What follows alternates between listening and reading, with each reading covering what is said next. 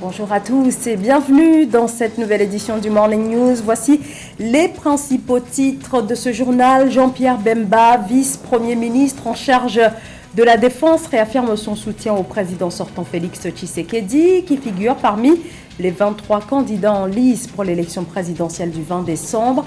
Jean-Pierre Bemba, dirigeant du MLC, bénéficie d'un important poids électoral, notamment dans le Grand Équateur, au nord-ouest de la RDC. La 9e édition du Forum international de Dakar sur la paix et la sécurité en Afrique s'est close ce mardi à Diamniadio, après 2 jours de discussions largement dominées par la progression du terrorisme en Afrique de l'Ouest, mais aussi par l'instabilité institutionnelle. Nous ferons le point dans ce journal. Puis le bilan de la table ronde de la CEMAC à Paris, 104% de promesses de financement obtenues pour le financement des 13 projets intégrateurs qui concernent l'ensemble de la sous-région Afrique centrale. Un front commun face aux pressions étrangères. Le Mali, le Burkina Faso et le Niger souhaitent rendre opérationnelle leur alliance créée en septembre 2023. C'était l'objet d'une rencontre ce jeudi à Bamako des ministres des Affaires étrangères des 3 pays qui se sont penchés sur la question de l'adoption des protocoles additionnels, les organes institutionnels et juridiques à mettre en place et sur la définition des mesures politiques et de coordination diplomatique à propos donc de ce pacte né après le coup d'État survenu au Niger en juillet dernier et au moment où la CEDEAO menaçait d'intervenir militairement au Niger afin de rétablir le président déchu, Mohamed Bazoum. L'alliance alors annoncée prévoyait une assistance mutuelle en cas d'atteinte à la souveraineté et à l'intégrité territoriale du Niger. Pouvoir et opposition en ordre de bataille en République démocratique du Congo. À 20 jours des élections, dont le très attendu scrutin présidentiel, la campagne bat son plein, notamment pour le président sortant Félix Tshisekedi, qui brigue un second mandat. Jean-Pierre Bemba, son actuel vice-premier ministre en charge de la Défense nationale, lui qui bénéficie d'un important poids électoral dans le Grand Équateur, se trouve être l'un des personnages clés de la campagne électorale du président Tshisekedi, candidat à sa réélection. Nana Kamsukom. Jean-Pierre Bemba, vice-premier ministre chargé de la Défense et le président du Mouvement de libération du Congo, milite pour un 2e mandat présidentiel en faveur de Félix Tshisekedi. Le dirigeant du MLC veut mobiliser un grand nombre congolais pour soutenir la vision du président Félix Tshisekedi de redresser la République démocratique du Congo et restaurer son honneur et son intégrité territoriale. Le MLC réaffirme son appartenance à l'union sacrée de la nation comme témoin privilégié de la volonté du chef de l'État de transformer profondément notre société pour mener notre pays vers le développement, d'assurer sa sécurité et d'imposer la paix à l'intérieur de nos frontières. C'est pourquoi j'ai décidé de ne pas présenter ma candidature. Jean-Pierre Bemba apporte à Félix Tshisekedi son poids électoral dans le Grand Équateur et compte préserver son alliance avec le chef de l'État sortant. Grâce à sa popularité, l'ancien chef de guerre à travers les réseaux sociaux et programmes de campagne continue de rassembler des voix dans différentes régions. Au plus au front, donc Félix Tshisekedi qui est au pouvoir et qui en échange lui a octroyé quelques postes ministériels clés, dont le poste de vice-premier ministre et ministre de la Défense. Et Jean-Pierre Bemba a mis sur la balance sa base électorale, notamment dans la province de l'Équateur. En tant que leader du Grand Équateur et notamment du Sud Ubangi, Jean-Pierre Bemba joue un rôle crucial dans la mobilisation et la sensibilisation de la population en faveur de Félix Tshisekedi. A noter que lors du scrutin de 2018, Jean-Pierre Bemba avait soutenu Martin Fayoulou, candidat sortant officiellement 2e avec 34% des voix et qui n'a cessé de contester la sincérité de ses résultats. Le Forum international de Dakar sur la paix et la sécurité en Afrique s'est tenu du 27 au 28 novembre à Diamniadio au Sénégal. Responsables politiques, chercheurs, représentants d'institutions internationales ou d'ONG ont assisté à cette 9e édition qui entend s'imposer comme une plateforme d'échange entre les pays africains et leurs partenaires sur les questions sécuritaires. Et cette année, la thématique était la suivante: l'Afrique des potentiels et des solutions face aux défis sécuritaires et à l'instabilité institutionnelle. Samantha Sabeirou, Saboubanka. La 9e édition du Forum international sur la paix et la sécurité en Afrique s'est tenue les 27 et 28 novembre 2023 à Diamniadio, localité située à 30 km de Dakar au Sénégal. Tenue sous le thème « L'Afrique des potentiels et des solutions face aux défis sécuritaires et à l'instabilité institutionnelle ». Présent à l'événement, le président sénégalais Macky Sall a dans son discours souligné que cette édition met en lumière les contrastes de l'Afrique, un continent riche par un immense potentiel qui aspire à l'émergence et au développement mais secoué par les violences terroristes, l'insécurité et l'instabilité institutionnelle. Ce sujet met en lumière les contrastes de notre continent. Une Afrique grande et riche qui aspire à l'émergence mais toujours en retard sur le processus de développement. Une Afrique qui progresse sur la voie de la démocratie, mais encore secouée par l'instabilité institutionnelle. Une Afrique engagée à faire taire les armes, mais toujours sous le feu ravageur des conflits et du terrorisme. De son côté, le président mauritanien Mohamed Ould Cheikh El Ghazouani a révélé que la lutte contre l'insécurité et l'instabilité en Afrique devrait s'accompagner d'une amélioration de la gouvernance politique et sociale. Les deux dirigeants ont unanimement reconnu que leur plaidoyer est surtout motivé par les coups d'État militaires survenus dans plusieurs pays du continent. Le contraste le plus saisissant sur notre continent réside dans l'énorme décalage entre, d'une part, son extraordinaire potentiel en matière de ressources naturelles,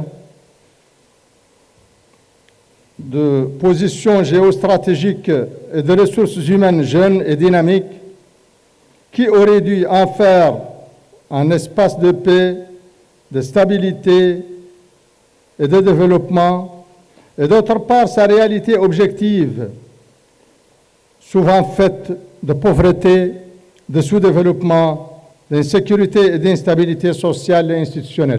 Les recommandations issues des travaux de cette édition visent à mobiliser et à valoriser les ressources humaines et des solutions africaines aux défis sécuritaires et à l'instabilité institutionnelle du continent.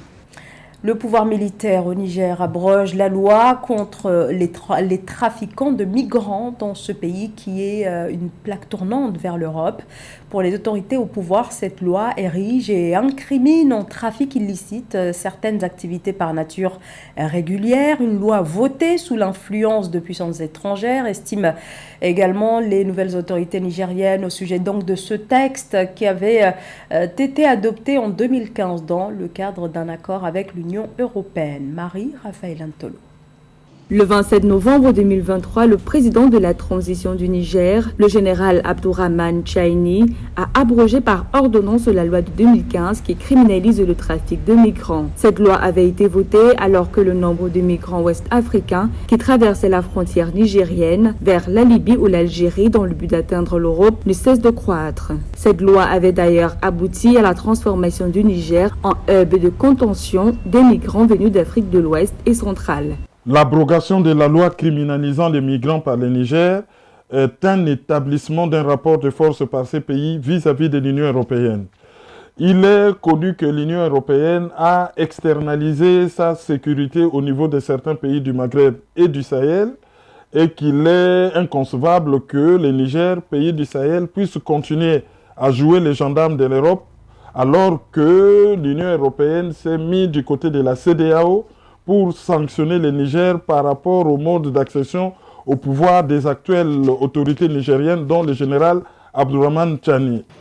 La loi de 2015 sur le trafic illicite de migrants punissait de 3 à 10 ans d'emprisonnement et de 1 à 5 millions de francs CFA d'amende toute personne qui, en échange d'avantages financiers ou matériels, assurait l'entrée ou la sortie illégale au Niger d'un non-ressortissant ou d'un non-résident permanent ou lui fournissait des documents de voyage ou d'identité frauduleux. L'implémentation de cette loi avait rapidement réduit le nombre de migrants ouest-africains qui traversaient la frontière nigérienne vers la Libye ou l'Algérie dans le but d'atteindre l'Europe de 350 par jour à 100 par semaine.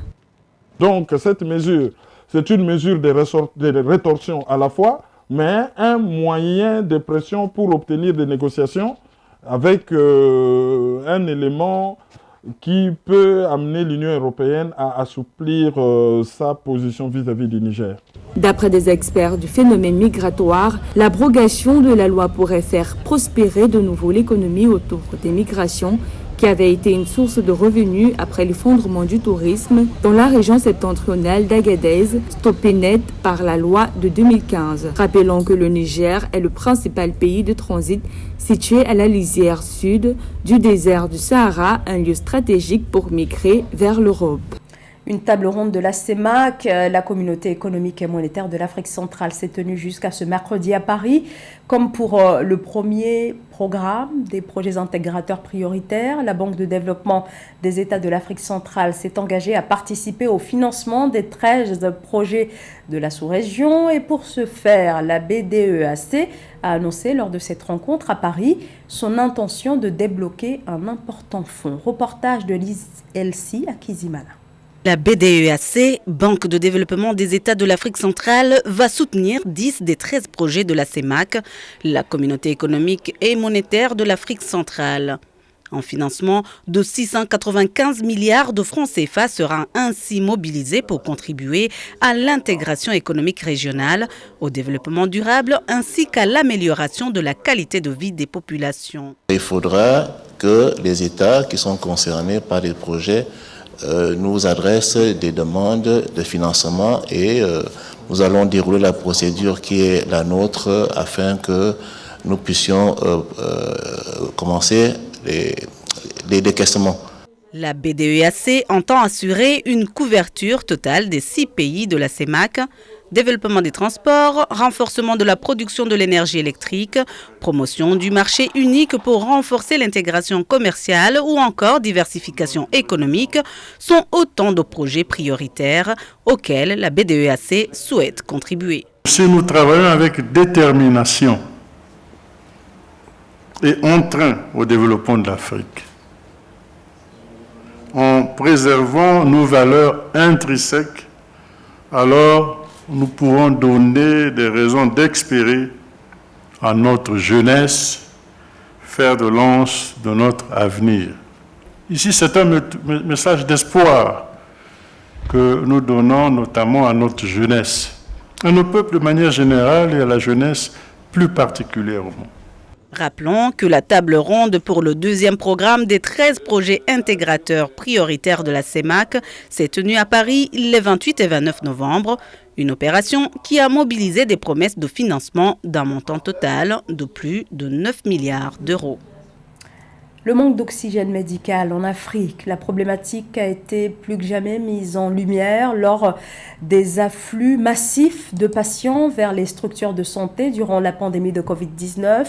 Le manque d'accès à l'oxygène met en danger de nombreuses vies. C'est notamment le cas, vous allez le voir, en République démocratique du Congo, où se développent néanmoins quelques initiatives comme cette unité de production d'oxygène médical qui vient d'être inaugurée dans un hôpital général du Congo central. Marie-Raphaël Antelo.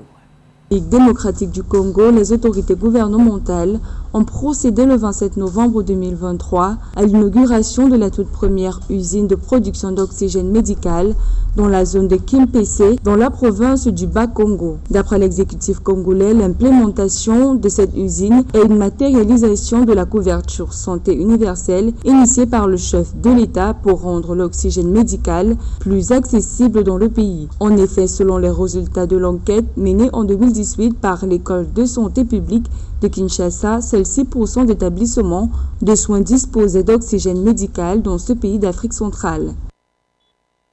Je salue les efforts fournis par le ministère de la Santé publique, Hygiène et Prévention afin de matérialiser cette vision. En l'espèce ici, en concrétisant sa feuille de route visant en première ligne la production de l'oxygène médical, ciblant au moins une unité de production par province d'ici l'an 2025. Je tiens ici à attirer l'attention du personnel médical sur le fait que l'oxygène médical reste un médicament. Dans ce contexte, son administration requiert une certaine expertise. Cette usine d'une capacité de production journalière de 50 litres vient remédier à la pénurie de l'oxygénothérapie au Congo central. Elle pourra desservir toutes les formations sanitaires du Kimpese et ses environs. Rappelons que depuis l'avènement de la pandémie de Covid-19 en 2019, de nombreux pays africains ont renforcé leurs demandes vis-à-vis de l'oxygène médical. Je profite de cette occasion pour remercier encore une fois Monsieur le gouverneur pour son leadership éclairé qui rentre directement en ligne droite avec la vision de notre chef de l'État, initiateur de la couverture santé universelle. Notons que cette première usine d'oxygène au Congo central est le fruit du partenariat entre le ministère national de la Santé publique et l'organisation américaine Clinton Health Access Initiative et l'UNITAID. C'est la fin de ce journal. Merci à tous de nous avoir suivis. Restez avec nous sur Africa 24. L'actualité se poursuit.